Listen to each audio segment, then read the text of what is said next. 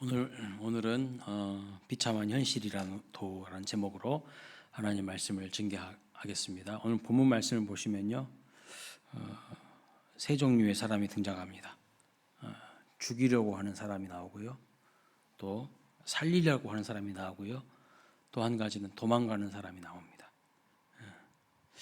자, 죽이려고 하는 사람은 누구냐면 사울 왕이고, 살리려고 하는 사람은 누구냐면 요나단이고, 도망가려고 하는 사람은 누구입니까? 다윗입니다. 그래서 먼저 죽이려고 하는 자에 대해서 살펴보겠습니다. 1절 말씀 다시 한번 읽어볼까요? 시작. 사울이 그의 아들 요나단과 그의 모든 신하에게 다윗을 죽이라 말하였더니 사울의 아들 요단이 다윗을 심히 좋아하므로. 18장까지만 해도요, 사울이 은밀하게 다른 사람의 손을 빌려서 다윗을 죽이려고 했는데, 오늘 보면 이제 19장에 와서는요, 이제 공공연하게 아주 노골적으로 죽이려고 해요. 누구를요? 다윗을.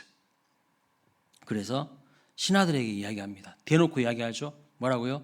다윗을 죽이라. 대놓고 이야기합니다.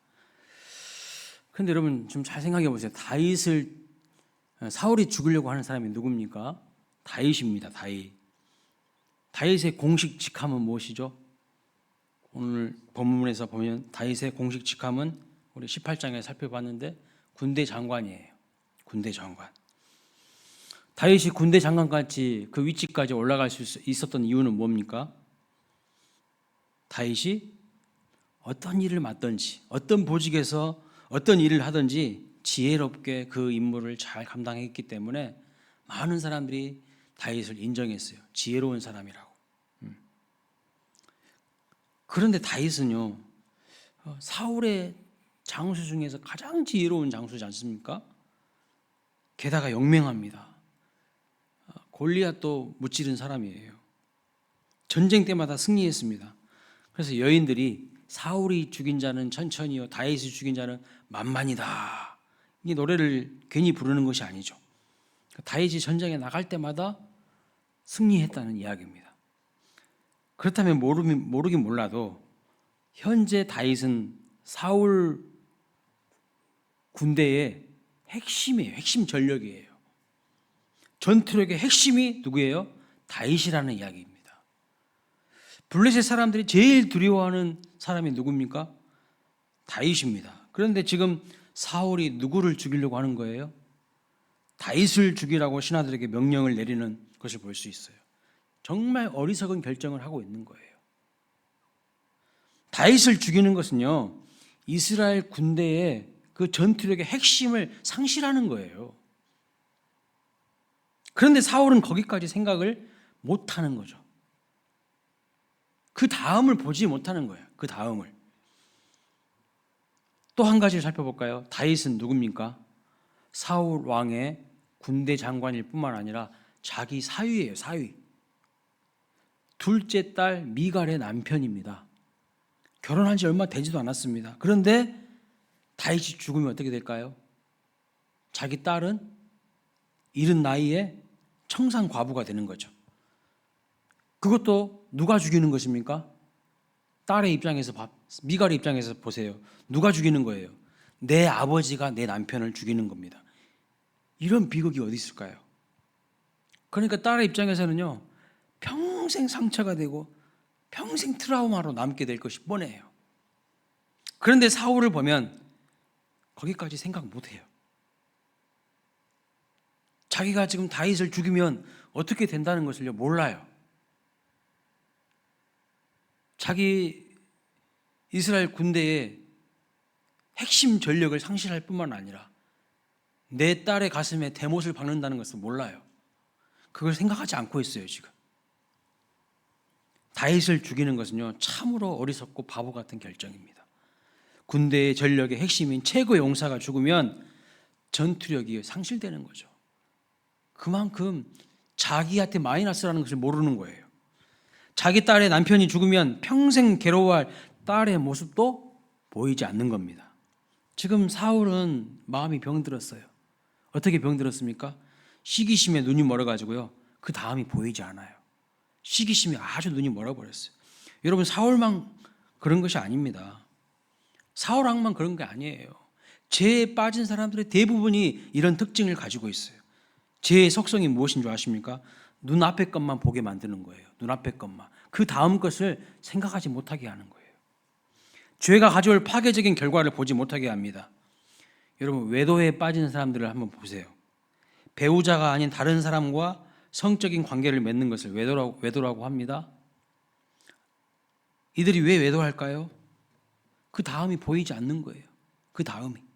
내가 외도를 하면 내 사랑하는 어린 자식들의 마음에 평생 상처를 주는 것인데, 그들이 평생의 상처를 입고 살아갈 것인데 그런 것들이 눈에 안 들어와요.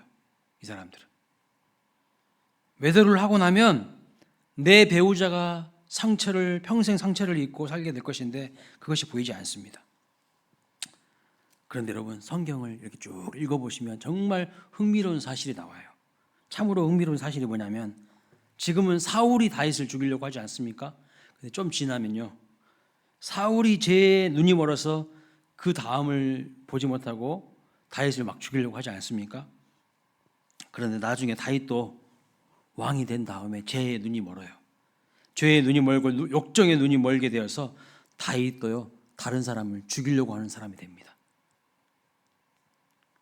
사무엘하 11장을 보시면 밧세바 사건이 나와요. 밧세바 사건. 이 밧세바 사건은 오늘 본문인 사무엘상 19장의 다윗 버전이에요. 다윗 버전. 똑같은 모습이 오버랩 된다는 거예요.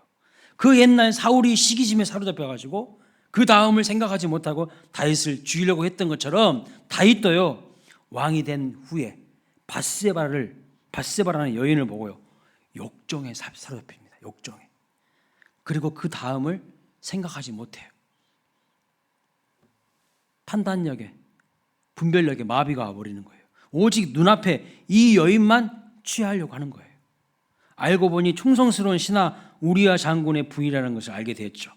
그런데도 죄에 눈이 멀어가지고요 그 다음이 보이지 않기 때문에 역정에 사로잡혀가지고 충성스러운 부하를요 최전방 적진으로 보내서 거기서 죽게 만드는 것을 볼 수 있어요. 다윗이 우리야를 죽이는 자가 되는 거예요. 사울이 다윗을 죽이려고 했던 것처럼 다윗도 자기 욕심에, 자기 욕정에 사로잡혀서 충성스러운 부하를 잃어버린 거예요. 부하를 죽이는 자가 됩니다. 사울은 시기심에 사로잡혔고 다윗은 뭐에 사로잡혔습니까?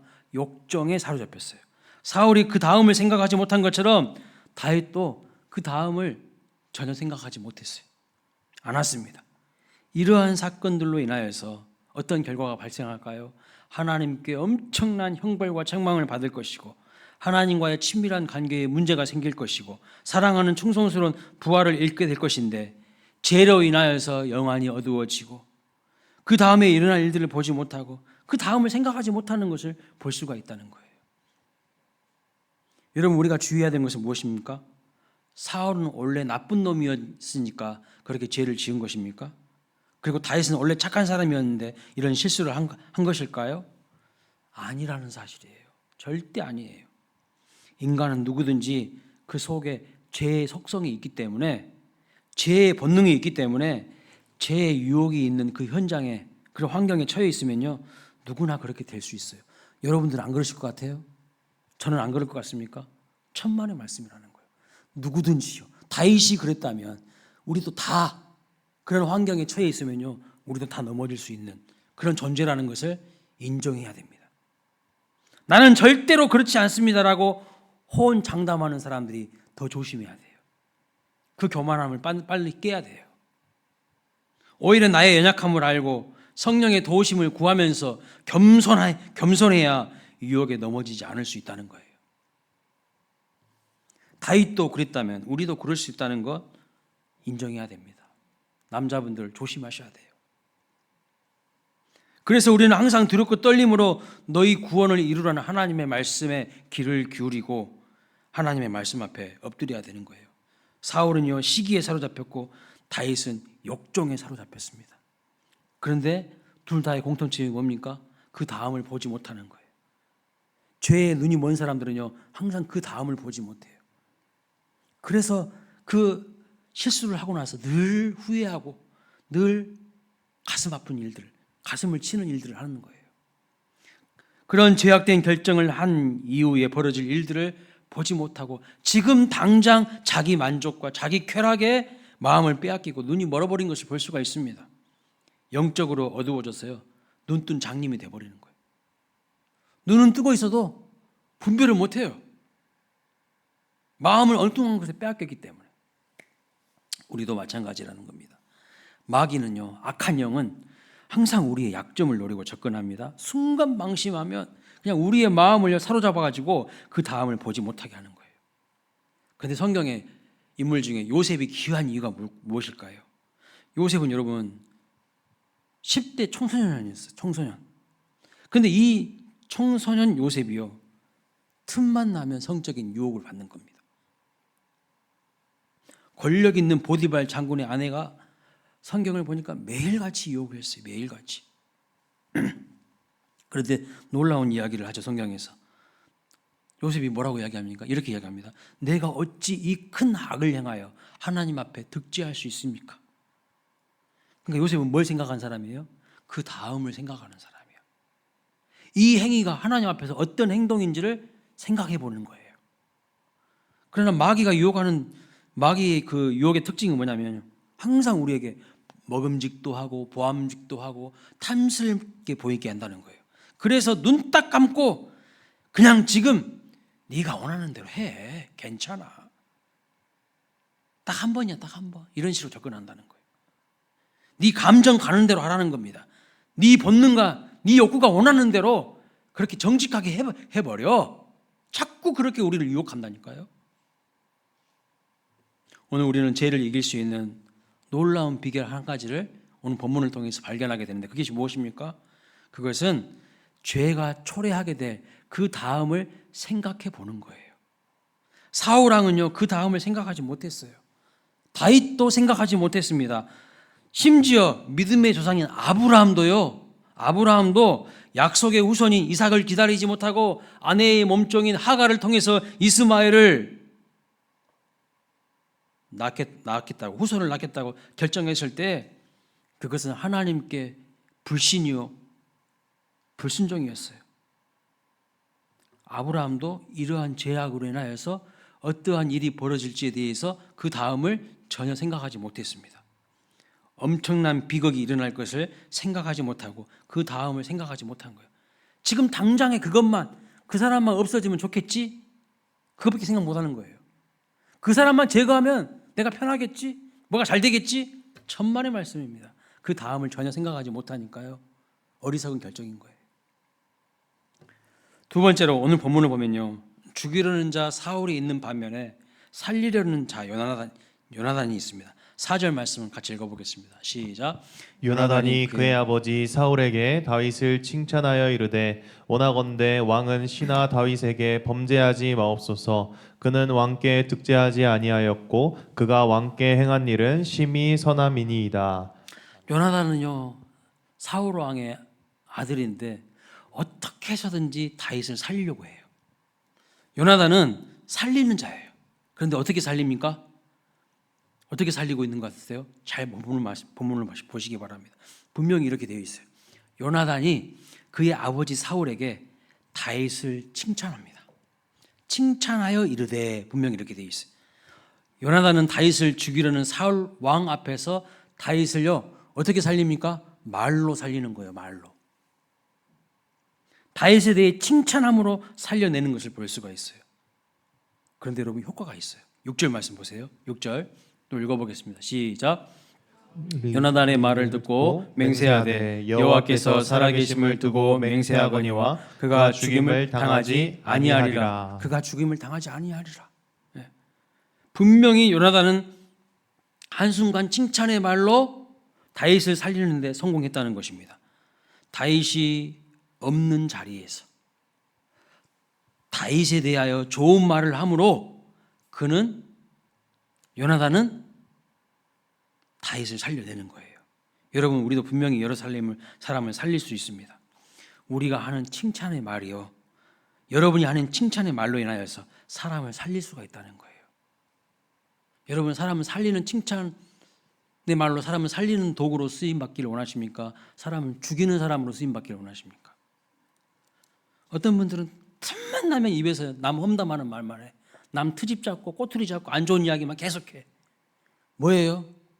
충분히 남 칭찬해서 좋은 살리는 사람으로 쓰임 받을 수 있는데 어떤 사람은 맨날 죽이는 사람으로 쓰임 받는 거예요. 한 사람을 향한 칭찬이 사람을 살릴 수 있습니다. 이 말을 뒤집으면요, 한 사람에 대한 비난과 비판이 사람을 죽일 수도 있다는 말이기도 합니다. 우리의 혀에 사람을 살리는 권세도 있고 사람을 죽이는 권세도 있어요. 어떻게 살린다고요? 말로 살리는 거예요. 말로. 어떻게 죽입니까? 말로 죽이는 겁니다. 사랑하는 우리 광일교회 성도님들은 사람을 살리는 자가 되시기를 주님의 이름으로 축복합니다. 요나단을 우리가 배워야 돼요. 요나단을. 근데 우리 특히 한국 사람들은요, 요나단에게 배워야 됩니다. 우리 한국 사람들이 제일 잘하는 것이 뭔지 아세요? 뒷담화야, 뒷담화. 그 사람 없는 자리에서 뒷담화 하는 걸 너무 좋아해요. 남에 대해서 안 좋은 말을 하기 좋아하는 사람들의 특징이 뭔지 아십니까? 낮은 자존감과 열등감을 가지고 있는 사람이라는 거예요. 낮은 자존감과 열등감 가운데 있는 사람들은요, 남에 대해서 그 사람 없는 자리에서 맨날 까요. 그러면서 자기가 높아진 줄 알아요. 절대 그거 아닌데, 내가 그만큼 그릇이 작고 형편없는 사람이고 내 인격이 그거밖에 안 된다는 것을 적나라하게 노출하고 있다는 것을 모르는 거예요. 진짜 큰 사람은요, 마음이 넓은 사람은요, 우리 예수님처럼 용서해 주는 사람이지 비난하는 사람이 아닙니다. 남 뒷담화하는 사람들이 아니에요. 우리나라 초기 선교사님들이 한국 조선 땅에 와가지고 한국 민족을 이렇게 보니까 이상한 거예요. 그래서 고국으로 선교부에 편지를 보내는데 그 편지 내용이 보면 뭔지 아세요? 한국 조선 사람들은 뒷담화하는 것을, 남 비난하고 헐뜯고 하는 것을 너무 좋아해 라는 내용이 있어요. 외국인 선교사의 눈에 비쳤을 때도 우리나라 사람 그런다는 거예요. 남자들은 허구한 날 하투나 치고 술이나 마시고 계집질이나 하고, 그게 복음이 들어가기 전에 우리 조선 땅에서 일어나는 현상이라는 거예요. 많은 사람들이, 특별히 양반이라는 사람들이 그렇다는 거예요. 아무런 노동도 하지 않고 몸도 안 움직이고, 허구한 날 도박이나 하고 한량없이 한량같이 지내고 당파질이나 하고 그랬다는 거예요.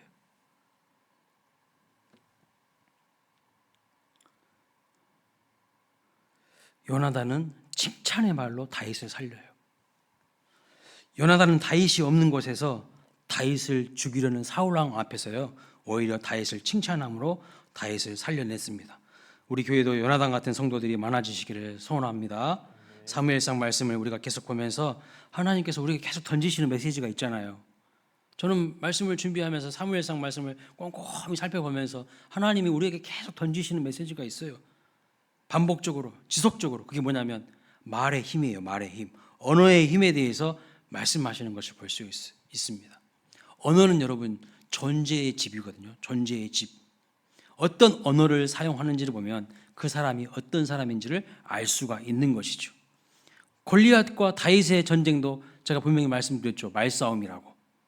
사무엘상 16장을 읽어보세요. 17장 읽어보세요. 전부 말싸움이라니까요. 말로 골리앗이요 사람들을 겁주고 두렵게 한 겁니다. 그러나 다윗은요, 어떻게 골리앗을 이깁니까? 믿음의 말로, 하나님을 향한 확신의 말로 기선제압하고 승리한 거예요. 오늘 본문을 보면 요나단도요 말로 다윗을 살려냅니다. 그런데 나중에 어떤 놀라운 일이 일어난지 아십니까? 말로 다윗을 칭찬하고 살려내고 은혜를 베풀었잖아요. 그런데 어떤 일이 일어난지 아십니까? 사무엘하 9장 1절에 보면 나중에 다윗이 왕이 되게 되는데 자기를 죽이려고 했던 사울 왕의 집안을 숙청할 수가 있었어요. 이제 누가 권력을 잡고 있는 거예요? 다윗이 권력을 잡는 거예요. 다윗이. 그리고 다윗의 부하들도 뭐라고 이야기하겠어요? 그 사울 왕 집안 다 그냥 숙청해버리자고. 틈만 나면 13년 넘게 다윗을 죽이려고 추격하지 않았냐고. 사울의 집안을 숙청하라는 요구가 있었음에도 불구하고 다윗은요 사울 왕의 손자인, 즉 다시 말하면 요나단의 아들을 살려냅니다. 요나단의 아들을 살려요. 오히려 왕궁에서요, 다윗과 함께 식탁의 교제를 할 수 있도록 배려까지 해주는 것을 볼 수가 있어요. 요나단이 다윗에게 은혜를 베푸니까요, 다윗도 요나단의 아들에게 은혜를 베푸는 거예요. 요나단이 다윗을 살려주었기에 다윗도 요나단의 아들을 살려줍니다. 뭘 의미하는 걸까요? 은혜를 경험한 사람이 은혜를 베푸는 거예요. 은혜를 경험하지 못한 사람은요, 까칠해요. 까칠하다고. 되게 똑똑하기 것처럼 보여요. 근데 헛똑똑이에요. 갈라디아서 6장 말씀대로요, 하나님은 심는 대로 거두게 하십니다. 이것이 하나님이 정하신 보편적인 법칙이에요. 갈라디아서 6장 10절은 이렇게 말하죠. 심는 대로 거두게 하는 것이 하나님의 뜻이고 하나님이 정하신 법칙이니까. 이렇게 말하죠. 그러므로 우리는 기회에 있는 대로 모든 이에게 착한 일을 하되 더욱 믿음의 가정들에게 할지니라. 아멘. 하나님은 기억하십니다. 여러분이 믿음의 가정들에게, 주의 종들에게, 목회자들에게, 성도들에게 한 일을 하나님이 기억하시고요, 대갚아 주실 줄로 믿습니다. 항상 그러니까 은혜를 심으세요. 은혜를 심으세요.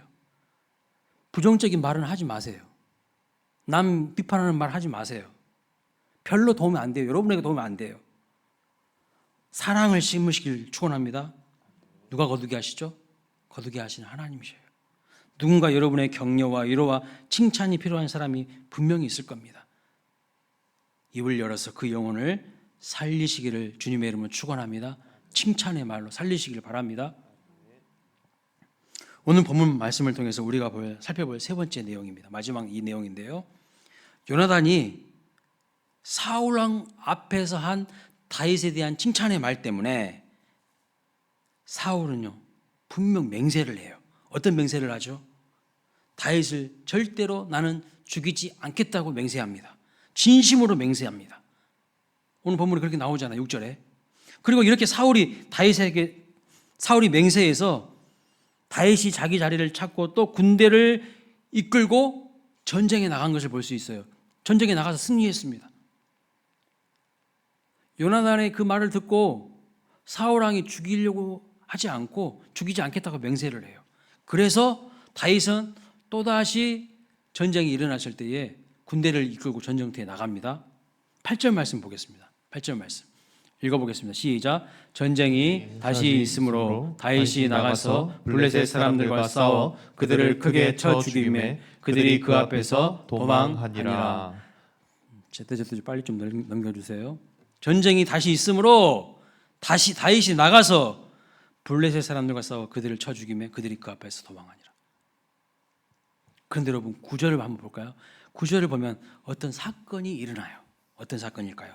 9절 보겠습니다. 시작. 사울이 손에 단창을 가지고 그의 집에 앉았을 때에 여호와께서 부르시는 악령이 사울에게 접하였으므로 다윗이 손으로 수금을 탈 때에 10절도 읽어보겠습니다. 시작. 사울이 단창으로 다윗을 벽에 박으려 하였으나 그는 사울의 앞을 피하고 사울의 창은 벽에 박힌지라 다윗이 그 밤에 도피하매. 놀라운 이야기를 하고 있어요. 무슨 이야기죠? 분명히 사울이 맹세를 했죠. 무슨 맹세입니까? 다윗을 죽이지 않기로. 여호와의 이름으로 맹세했습니다. 여호와의 살아계심을 두고 맹세했습니다. 10계명 중에 여호와의 이름을 망령되이 일컫지 말라고 분명히 말씀하죠. 그러니까 여호와의 이름을 걸고 여호와의 살아계심을 두고 진심으로 사울왕은요, 다윗을 죽이지 않겠다고, 다윗을 해치지 않겠다고 맹세를 했습니다. 그런데 왜 또 죽이려고 합니까? 오늘 10절 말씀 보세요. 단창으로 다윗을 벽에 밖으로 던졌다는 거잖아요. 왜 또 죽이려고 합니까? 분명 9절 10절에 보면 다윗을 죽이려고 하지 않습니까? 왜 사울 왕이 맹세했음에도 불구하고 다윗을 다시 죽이려고 했을까요? 무엇 때문입니까? 9절에서 사울이 창을 던져 다윗을 죽이려고 했다는 말씀 이전에 보면 8절 이야기를 보면 사울이 다윗을 죽이려고 한 이유를 알 수가 있어요. 8절에서 다윗이 다시 전쟁터에 나가서 뭐 했어요? 전쟁했어요. 적들과 싸워서 승리한 것입니다. 공을 세운 것입니다. 그런데 9절에 보면 사울이 칭찬을 하고 포상을 내리지는 못할 망정 뭐 합니까? 그러죠. 창을 던지는 거예요. 창을 던져서 다시 다윗을 죽이려고 해요.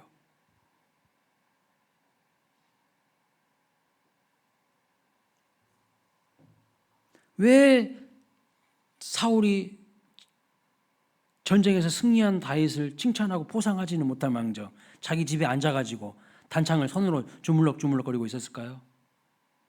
이놈의 새끼 죽여버려야 되겠다고 막 속에서 막 되뇌이면서 왜 그랬을까요? 9절과 8절 사이에 생략된 이야기가 있어요. 행간을 읽을 줄 알아야 되는데 어떤 일이 있었을까요? 사람들이요 또 다윗을 칭찬하는 거야.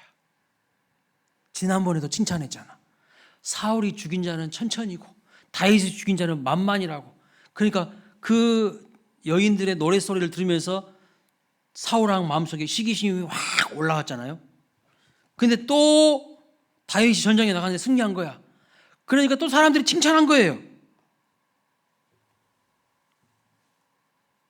다윗이 전쟁에서 승리하고 돌아오니까요 사람들이 다윗을 영웅처럼 여기면서 칭송하는 겁니다. 그래서 사울의 마음속에 다시 시기하는 마음이 일어나고 그 손에서 단창을 만지작 하고 있다가 결정적으로 그 마음에 뭐가 임해버립니까?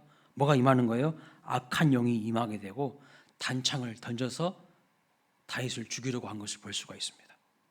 오늘 본문은요 굉장히 우리에게 중요한 내용을 말해주고 있어요. 분명 사울왕이 하나님의 이름을 걸고 맹세하고 나 다윗 죽이지 않겠다고 다짐했습니다. 여호와의 이름으로 맹세했어요. 함부로 여호와의 이름을 걸고 맹세하지 말라고 하지 않았습니까? 근데 여호와의 이름까지 걸고 맹세했어요. 분명 사울의 진심이었습니다. 하지만 단창을 던져서요 다윗을 죽이려고 한 것을 볼 수가 있어요. 왜요?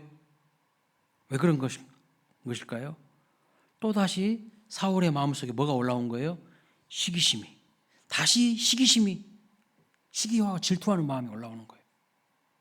지금 사울에게 이러한 현상이 일어난 것은 무엇을 의미하는 것일까요? 이런 겁니다. 그가 가진 근본적인 문제가 해결되지 않으면 아무리 맹세한다고 할지라도 해결되지 않는다는 거예요. 그가 가진 근본적인 문제는요 그 마음속에 뭐가 있는 거예요? 죄의 욕망이 있는 거예요. 그 죄의 욕망이 시기하는 마음으로 질투하는 마음으로 드러나는 겁니다. 왜 이 시기와 질투의 문제가 해결되지 않았는데 진심으로 맹세한다고 해가지고 그것이 여러분 해결되는 것이 아니라는 거예요. 내 마음속에 시기하는 문제, 이 문제가 해결되지 않았는데 내가 막 맹세하고 다짐한다고 해가지고 그게 되는 거냐? 안 된다는 겁니다. 뿌리의 문제가 해결되지 않는 이상 아무리 진심으로 후회하고 뉘우치고 다짐해도요 문제 해결되지 않습니다. 쉽게 설명해 볼게요. 도박에 빠진 사람들 보세요, 여러분. 자기들이 도박이 잘못됐다는 거 자기들도 잘 압니다. 잘 알아요. 그래서 뉘우칩니다. 다짐합니다. 맹세합니다.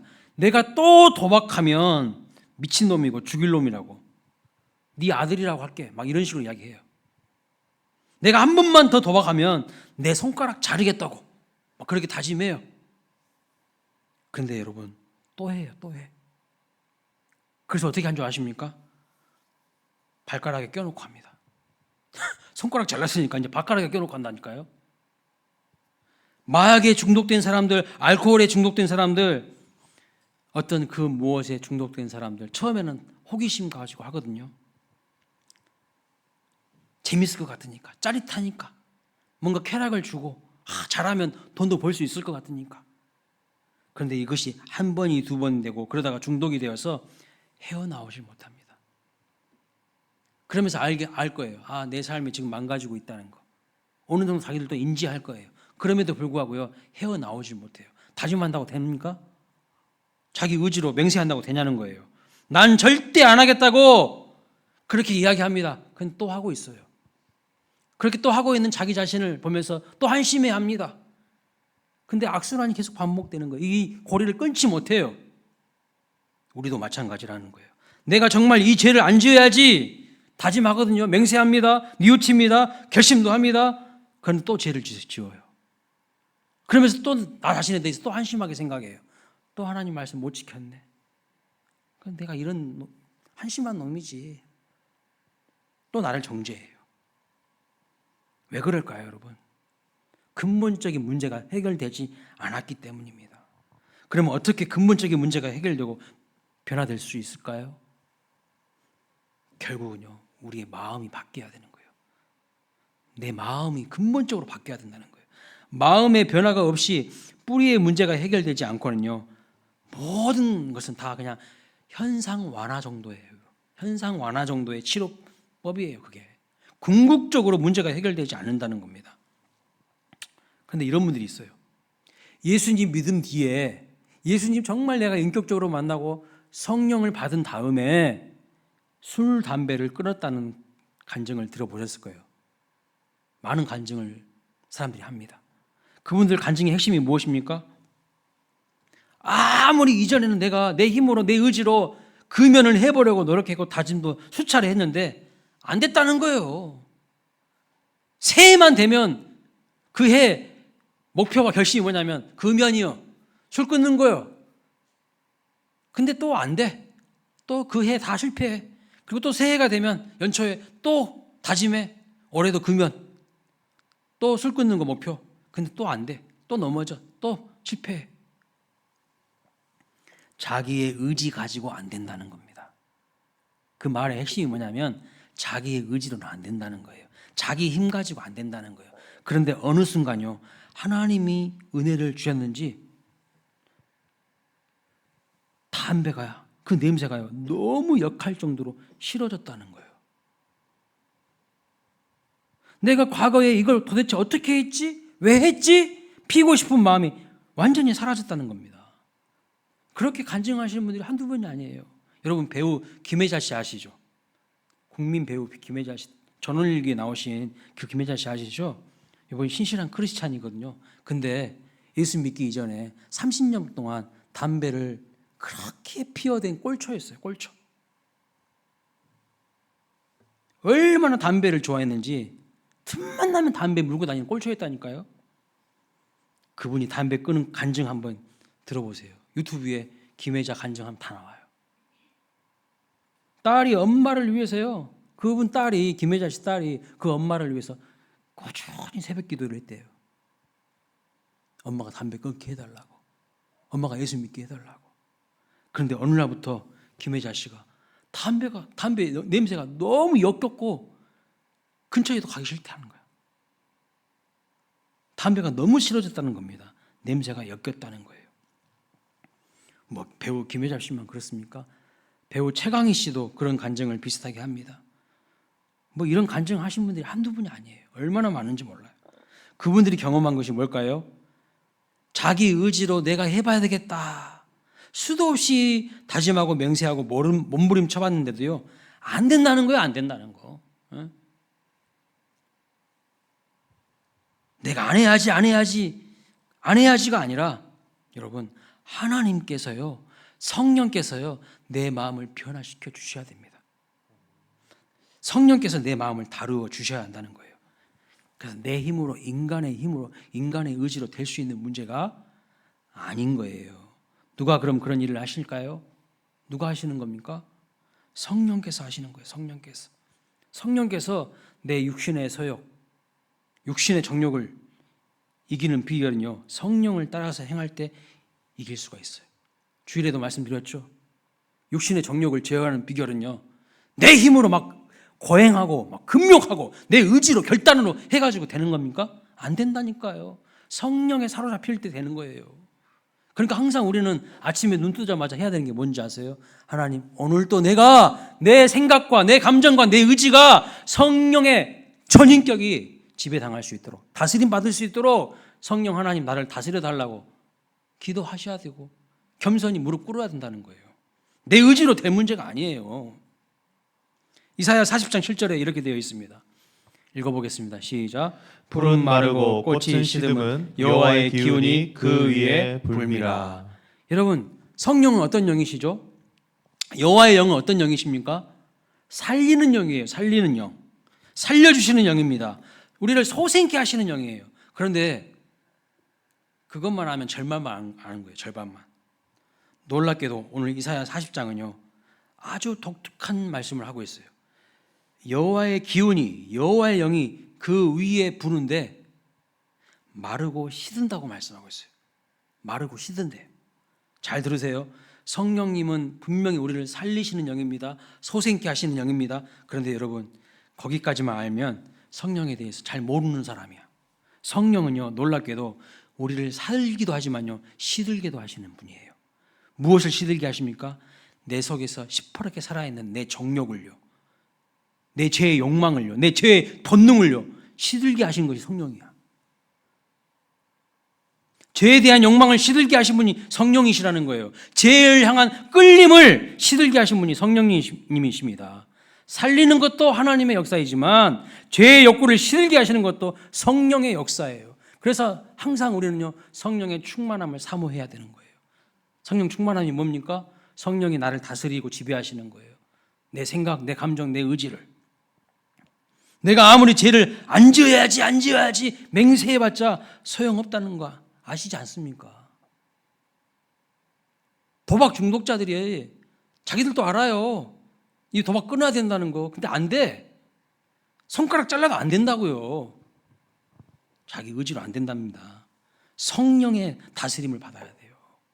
성령의 다스림을 받으면 제 욕구를, 제 욕망을 시들게 하시는 거예요. 죽이시고요. 정말 우리에게 주시는 참 자유와 기쁨을 주시는 거예요. 그래서 우리에게 필요한 것은 무엇이냐? 제 욕망을 시들게 해주시는 성령의 역사예요. 그런데 여러분, 오늘 본문 자세히 보시면 사울 왕이 다윗을 시기하지 않습니까?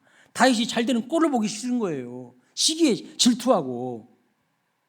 근데 그 마음에 악한 영이 임한다는 걸 아셔야 돼요. 그 잘못된 삐뚤어진 마음에 악한 영이 임해가지고 우리를요, 엉뚱한 삶으로 끌고 가버리는 거야. 그러니까 우리는 늘 영적 전쟁을 한다는 걸 아셔야 됩니다. 내 속에서 내 죄의 본능과의 싸움이 있어요. 근데 그 죄의 본능과의 싸움 속에 또 어떤 것도 임한다는 거예요? 악한 영도 임할 수 있다는 거예요. 그래서 나를 더 밑바닥으로 끌고 간다는 겁니다. 죄의 본능과 싸워야 되고 악한 영과의 싸워야 되고 우리에게 주어진 어려운 고단한 현실과의 또 싸움도 있다는 겁니다.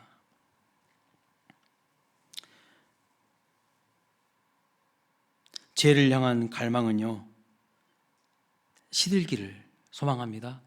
여러분 마음속에 죄를 향한 갈망이 있어요. 그 시들기를 원합니다. 술집에 가고 싶은 마음, 주님이 시들게 하셔야 돼요. 음란한 것을 보고 싶은 마음, 음란한 행위를 하고 싶은 마음, 하나님 기뻐하시지 않는 행위를 하고 싶은 마음을요, 성령께서 시들게 하셔야 돼요. 말로 남 비판하고 비난하고 죽이려고 하는 마음, 그거 다 성령께서 시들게 하셔야 돼요. 성령께서 시들게 하셔야만 우리에게 소망이 있어요. 내 마음이 죄의 잡초들로 그냥 가득해. 죄의 잡초들로. 일주일에 한 번씩 하나님이요, 말씀으로 씨앗을 딱 심으시려고 해. 근데 내 마음속에 잡초들이 얼마나 많이 우거져 있는지 그 씨앗이요, 꽃을 피겠어요? 일주일 동안 세상에서 엉망진창으로 살고 와. 하나님 말씀은 던져버리고 듣지도 않고 보지도 않고 세상에 취해가지고 살다가 주일날 한 번 왔어. 하나님 말씀이 들리겠습니까? 죄송하지만 그럴 가능성이 상당히 희박하죠.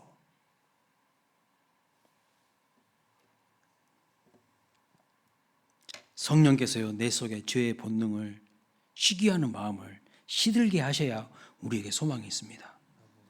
옆 사람을 이기지 못하면 견딜 수 없는 마음을요, 성령께서 시들게 하셔야 돼요. 교만한 마음과 시기심이 성령의 바람이 불어와서요, 시들게 하셔야 돼요. 우리를 시들게 하셔야 돼요. 그래서 로마서 8장 13절은 이렇게 말씀합니다. 읽어보겠습니다. 시작. 너희가 육신대로 살면 반드시 죽을 것이로되 영으로서 몸의 행실을 죽이면 살리니. 성령의 지배와 다스림을 받으면요, 죄와 정욕을 죽이게 되고 우리가 살게 되는 거예요. 살게 되는 거예요.